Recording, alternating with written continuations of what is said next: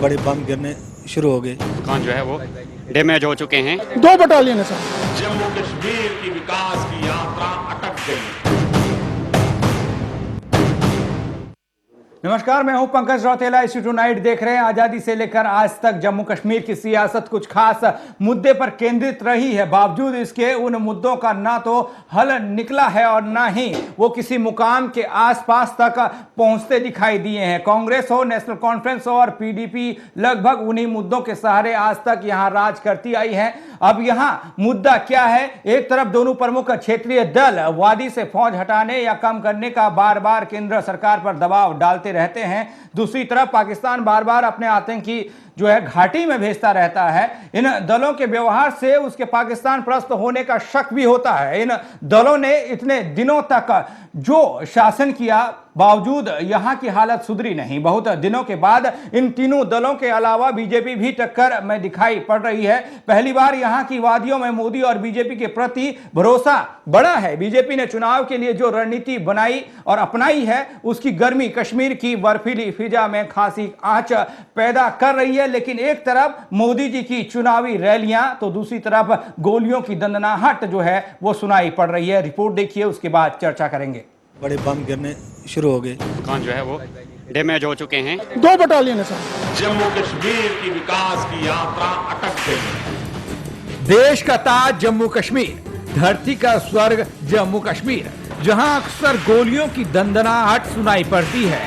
प्रदेश की आवाम हर रोज मर मर कर जीती है। न रात को चैन की नींद होती है और न ही दिन का सुकून होता है। इस सब के बीच कोई भी हुक्मरान आवाम की तकलीफों के नजदीक जाने की जहमत नहीं उठाता है। जम्मू कश्मीर का संविधान तो देश के संविधान से अलग है, लेकिन देश के सियासतदान ने इस छोटी सी लकीर को गहरी खाई में तब्दील कर दिया।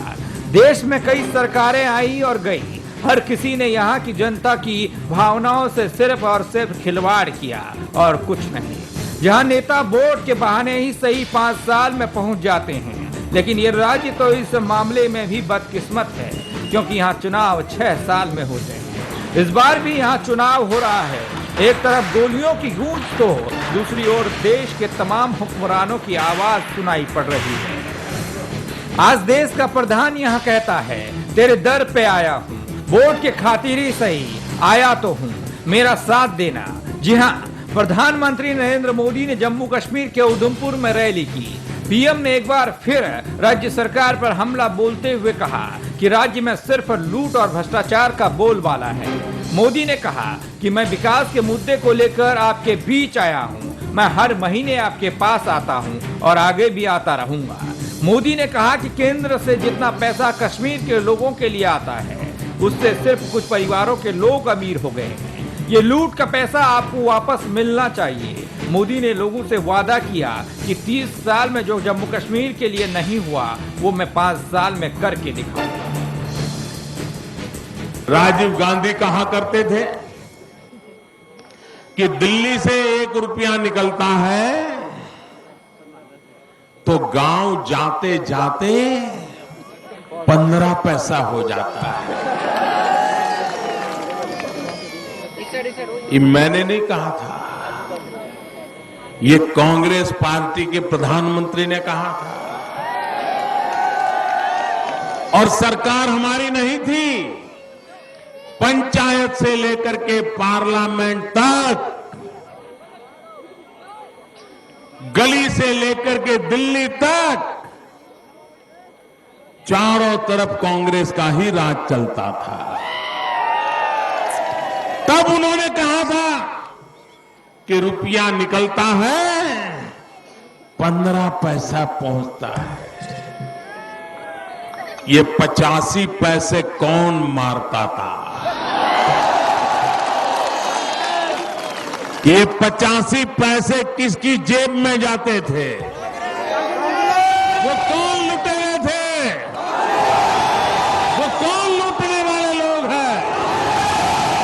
ये जनता के पैसों को किसने लूटा है? पहली बार जम्मू कश्मीर के जीवन में एक आशा की किरण नजर आ रही है। पहली बार जम्मू कश्मीर की जनता को को विश्वास हुआ है कि बारी बारी से लूट बहुत चली, अब जम्मू कश्मीर को लूटने नहीं देंगे। इतने रुपया है, लेकिन कुछ ही परिवारों के पास ये सब जमा हो गया।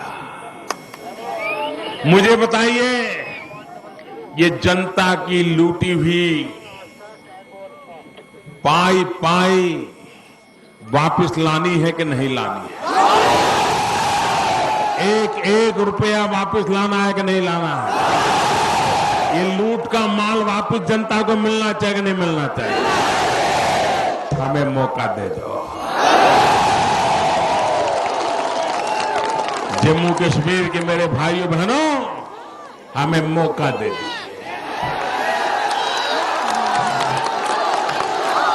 30 साल में आपकी भाई के लिए जो नहीं हुआ है, मैं 5 साल में करके न दिखाऊं तो मेरा जवाब मांगना मेरे भाई। ये राजनीति करने के लिए नहीं है, ये वोट बटोरने के लिए इतनी मेहनत करने की जरूरत नहीं है। ये मैं इसलिए कर रहा हूं, 30 साल हो गए, 30 साल जम्मू कश्मीर की विकास की यात्रा अटक गई है।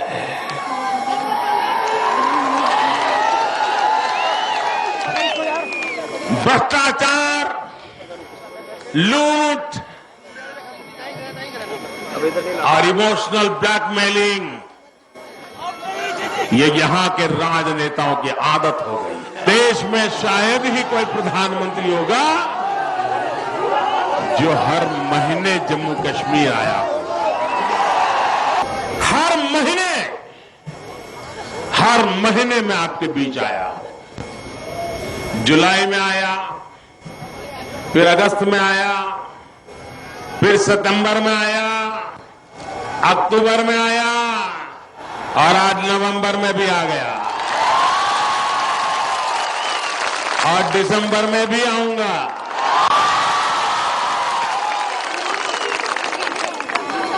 और हर बार आया हूं, विकास की बात लेकर के आया,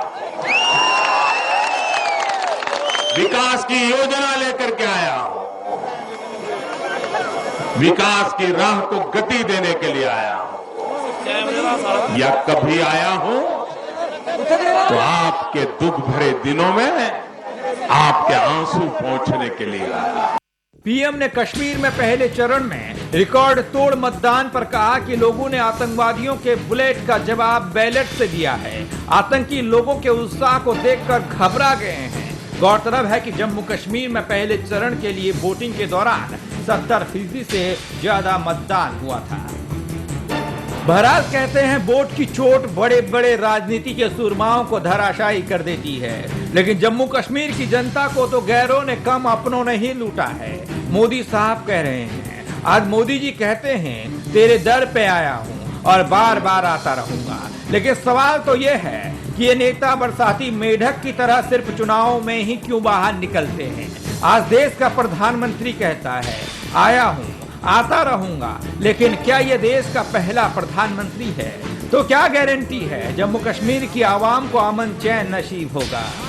पंकज रौतेला, खबर। भारत माता की, भारत माता की। बड़े बम गिरने शुरू हो गए। 5 मकान जो है वो डैमेज हो चुके हैं। 2 बटालियन है सर। जम्मू कश्मीर की विकास की यात्रा अटक गई। चलिए, जिस तरीके से आज तेरे दर पे आया हूं, जम्मू कश्मीर की जनता से नरेंद्र मोदी ने कहा, लेकिन उधर अन्निया में आतंकवादियों ने भी यही कहा कि हम भी तेरे दर पे आए हैं। उस पर भी सवाल उठ रहे हैं। मेरे साथ एक मजबूत पैनल जुड़ चुका है, उससे आपका परिचय करा दूं। रमेश बलहारा जी बीजेपी से मेरे साथ जुड़े हुए, कुलदीप शर्मा जी विश्लेषक हैं, वो जुड़े हुए हैं, नवनाथ मल जी मेरे साथ हैं विश्लेषक, वो भी जुड़े हुए हैं, और साथ ही रिटायर्ड कर्नल सूबे सिंह अहलावत जी मेरे साथ जुड़े हुए हैं, ये रक्षा विश्लेषक के तौर पर जुड़े हुए हैं। आप सभी मेहमानों का स्वागत है। सबसे पहले बलहारा जी, सवाल आप ही से है कि दर पे आए, अगस्त में आए, सितंबर में आए, अक्टूबर में आए, नवंबर में आए, दिसंबर में भी आएंगे, लेकिन सवाल यह है कि आतंकवाद क्यों नहीं गायब हुआ, आतंकवाद क्यों नहीं वहां से हटा? आज कोई नई बात नहीं है। आज़ादी के बाद से लेकर भारतीय जनता पार्टी या जनसंघ का निर्माण ही आतंकवाद के खिलाफ 1951 में पहली पार्टी बनी। आज़ादी के बाद जो आज़ादी के बाद पहली राष्ट्रीय सरकार बनी तो जनसंघ का निर्माण 1951 में हुआ और 1953 में पहला बलिदान जम्मू कश्मीर में डॉक्टर श्यामा प्रसाद मुखर्जी ने दिया, जो बीजेपी जनसंघ के अध्यक्ष थे। देश की एकता और अखंडता आज जम्मू कश्मीर में आतंकवाद कम क्यों नहीं हुआ? ऐसा केंद्र सरकार की नीतियों के कारण, वहाँ की क्षेत्रीय सरकारों के कारण, उनकी जो नीतियां थी वो देश की एकता और अखंडता को तोड़ने के लिए थी। देश की एकता और अखंडता के लिए पहला बलिदान 1953 सीमा पार से आतंकवाद यानी कि आतंकी घुसपैठ करते हैं हमेशा, वो कम क्यों नहीं हुआ? सवाल ये है बलहारा जी। और आपको मैं ध्यान दिला दूं, आज से ठीक 1993 में 21 साल पहले नरेंद्र मोदी की सलाह पर डॉक्टर मुरली मनोहर जोशी वहाँ 26 जनवरी 1983 को श्रीनगर के लाल चौक पर राष्ट्रीय ध्वज फहरे और वहाँ कितने बलिदान हुए। सवाल ये नहीं है, सवाल ये है कि आतंकी आज भी जम्मू कश्मीर में क्यों हैं? देखिए, एक समय चाहिए सरकार को भी और कुछ मर्यादाएं हैं जो हम मीडिया में नहीं दे सकते।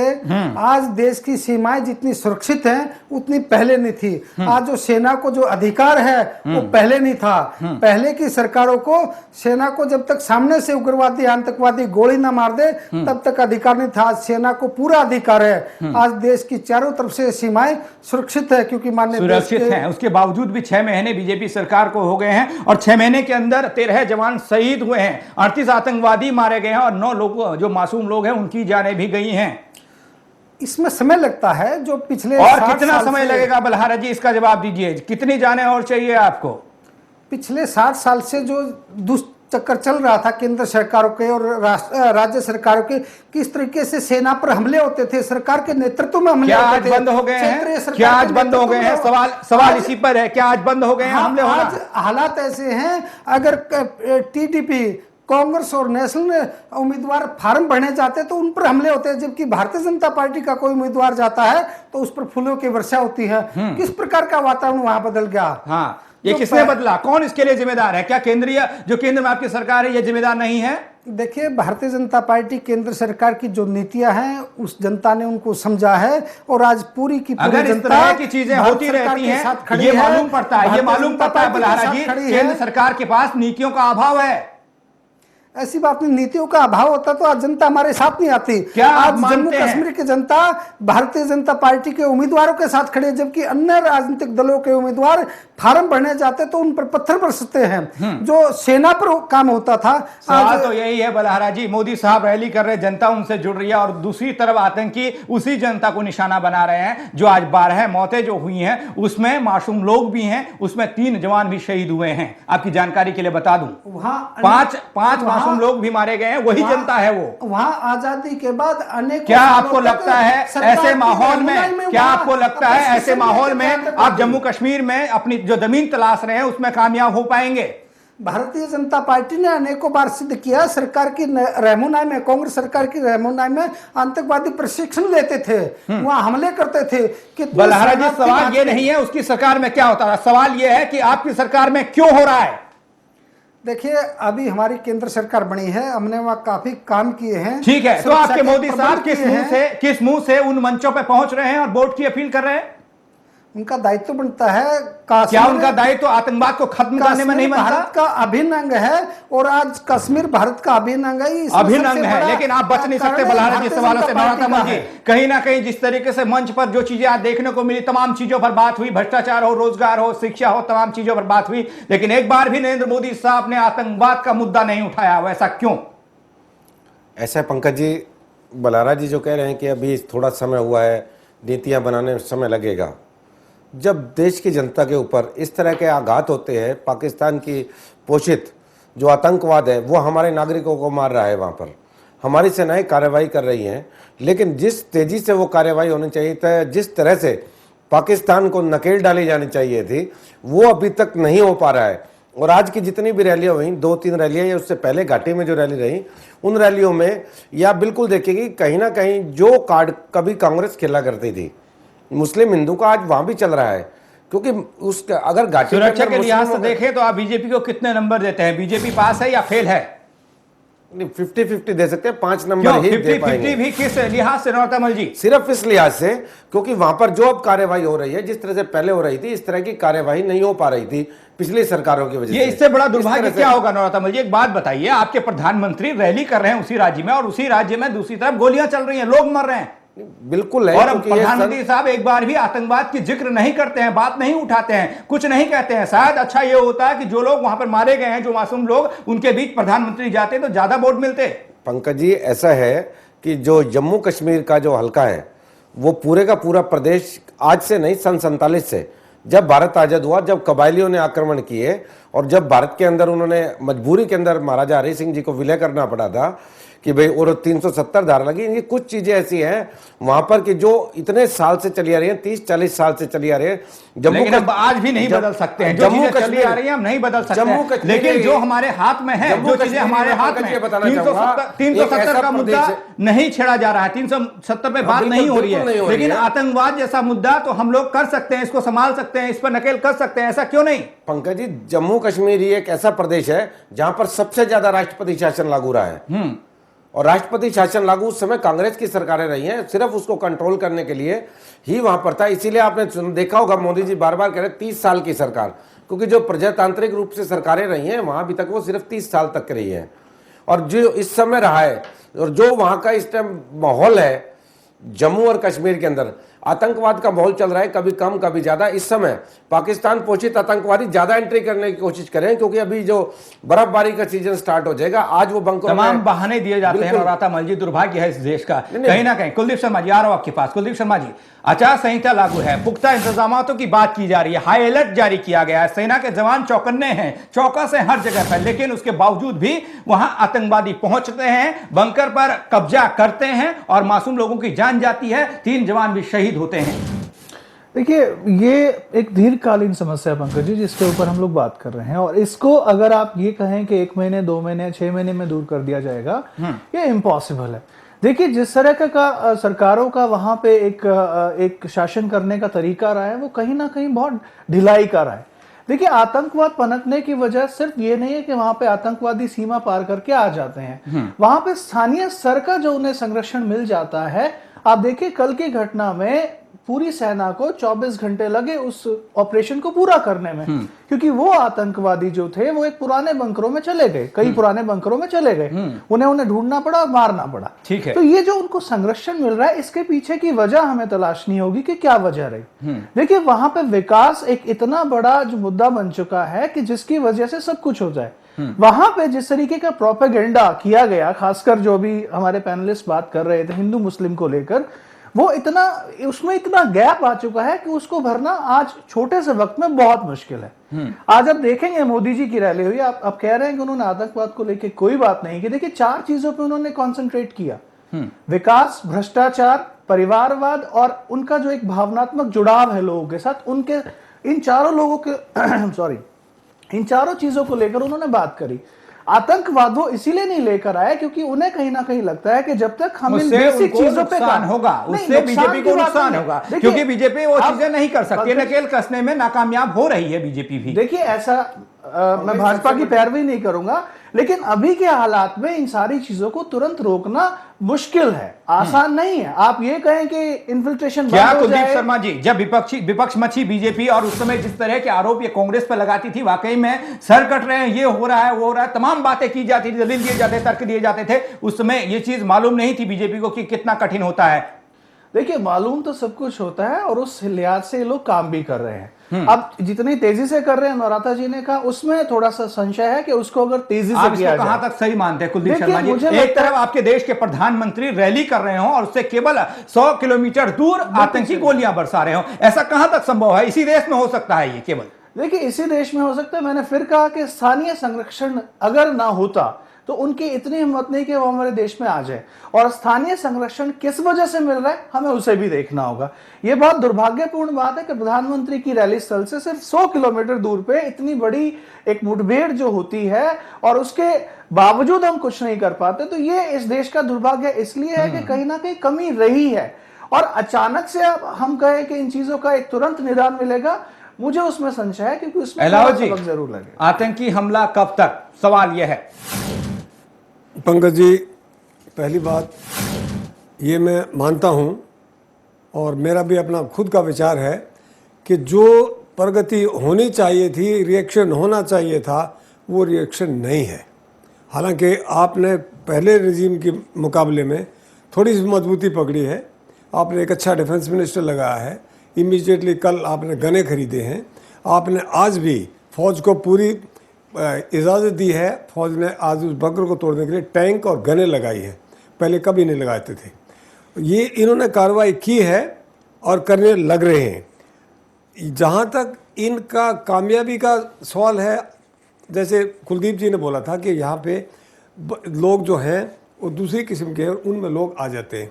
मैं भाई साहब को बताना चाहूँगा कि जहाँ ये दो चीज़ अभी हो रही हैं, पहले भी हुई थी, वहाँ हिंदू डोमिनेशन है, मुसलमान नहीं है वहाँ पर। अच्छा। वो मुस्लिम पॉपुलेशन बहुत कम है हारनिया में, रानिया में, वहाँ तो है ही नहीं, बिल्कुल थोड़ी सी है, कोई कोई है, ये तो सारे अपने लोग हैं। उनमें से वो आते हैं, वो छुप के आते हैं, उनकी अपनी, वो तो मरने के लिए आते हैं, बिकॉज वो सुसाइडल है सारे के सारे, वो तो कोई वापस जाता नहीं, वो तो जाए मर रहेंगे, वो मरने के लिए आते हैं। हाँ, इतना जरूर है। ठीक है अलाउ जी, आप कहीं ना कहीं सरकार के कामकाज को सराह रहे हैं, सरकार आगे बढ़ी है? नहीं, बिल्कुल नहीं कह रहा हूँ मैं, ये कह रहा हूँ कि इससे ज्यादा होना चाहिए था। हाँ। जब आपका आज ये हुआ तो कल मैं ये एक्सपेक्ट करता हूँ एक रक्षा से। अलाउ जी, वहां पर आचार संहिता लगी हुई है और चप्पे चप्पे पे सुरक्षा की बात की जा रही है, उसके बावजूद भी और चीजें तो छोड़िए, आतंकी तक आपके घर के अंदर हैं और आपको मालूम नहीं है। ये इससे बड़ी चूक नहीं हो सकती कभी भी। देखो ऐसा है, वहां पर एक बात तो आपको माननी पड़ेगी कि वो पूरे का पूरा इलाका जंगल है। हाँ। कश्मीर का ज़्यादातर इलाका, जम्मू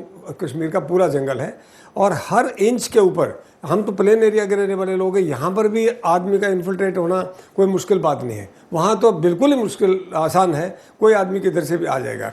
आना जाना तो एक साधारण सी बात है, लेकिन मैं ये मानता हूँ आपको कि एग्रेसिव, प्रोएक्टिव, ऑफेंसिव इतने नहीं हैं जितने होने चाहिए। क्या इनको रोकने के लिए हमारी सरकार के पास या हमारी आर्मी के पास उपाय नहीं है? आप कहते हैं कि हर जगह से आ सकता है, ऐसे कैसे आ सकता है? लोकतंत्र गोली तंत्र में तब्दील हो रहा है, सरकारें क्या कर रही हैं? क्या इनके पास ऐसी एजेंसियां नहीं है, सुरक्षा एजेंसियां नहीं है, जांच एजेंसियां नहीं है जो इन पर नजर रखे, वॉचडॉग की भूमिका निभाए?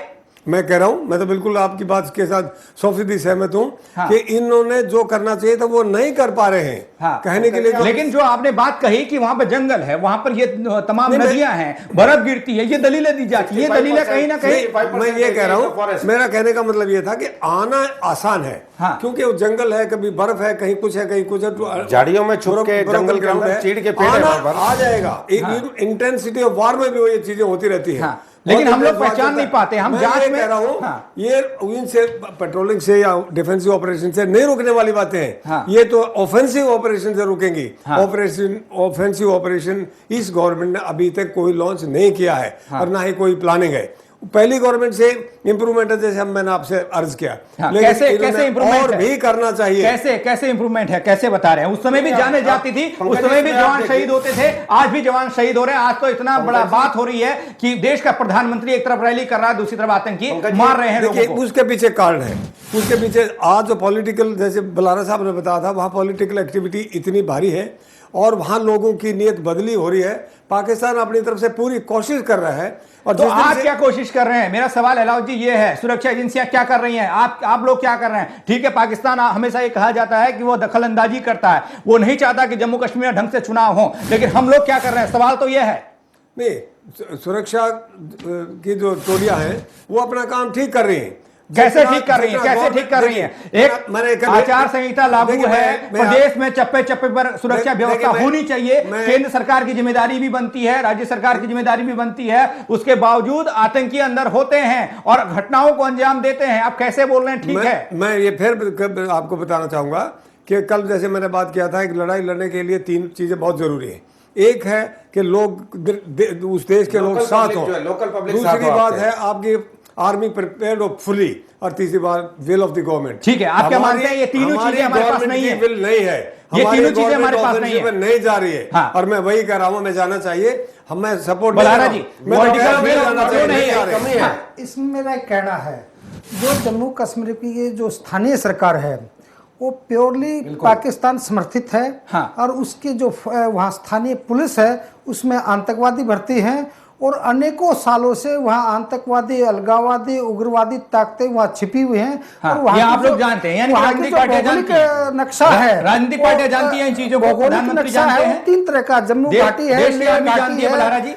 कश्मीर घाटी है, अलग अलग है। और वहाँ मिलिट्री को भी काबू करने में अभी समय लगेगा। ठीक है। जिस प्रकार की वहाँ परिस्थितियां हैं, कितने साल हो और गए? जब कितने से साल हो नरेंद्र गए? मोदी जी आए भारत को हैं, आजाद हुए कितने वहाँ साल हो गए काफी साहब? सुधार आया है। आर्मी को भी अधिकार दिए हैं, बीएसएफ को भी अधिकार दिए हैं, और जनता को भी जागरूक किया है। और वहाँ तो हालात ऐसे, हम जम्मू कश्मीर चुनाव में गए थे, जो बीजेपी का कार्यकर्ता दिन में गांव में आता है प्रचार के लिए, शाम को शहरों में जाता है। अगर रात को वहां रुके तो उनको उग्रवादी, आतंकवादी मार सकते हैं। ऐसे ऐसा हालात क्यों? इस ये प्रकार के हैं। आप लोग यानी कि राजनीतिक पार्टियों के साथ ऐसा हो रहा है, तो ये सोचिए कि आम जनता के साथ वहां पर क्या हो रहा होगा। बलहारा जी, एक छोटे से ब्रेक के लिए यहाँ पे मेरे को रुकना पड़ रहा है। ब्रेक के बाद आऊंगा तो जानूंगा वाकई में राजनीतिक पार्टियों को तो डर होता है, भारी भरकम सुरक्षा बल को लेकर वहां जाते हैं, सिक्योरिटी होती है, लेकिन उस आम जनता की जिम्मेदार कौन है, जान का जिम्मेदार कौन है? जिस तरह से आतंकवादी वहां पर हर दिन हर रोज घटनाओं को अंजाम देते हैं, उसका जिम्मेदार कौन है? ब्रेक के बाद बड़े बम गिरने शुरू हो गए। दुकान जो है वो डैमेज हो चुके हैं। 2 बटालियन है सर। जम्मू कश्मीर की विकास की यात्रा अटक गई है।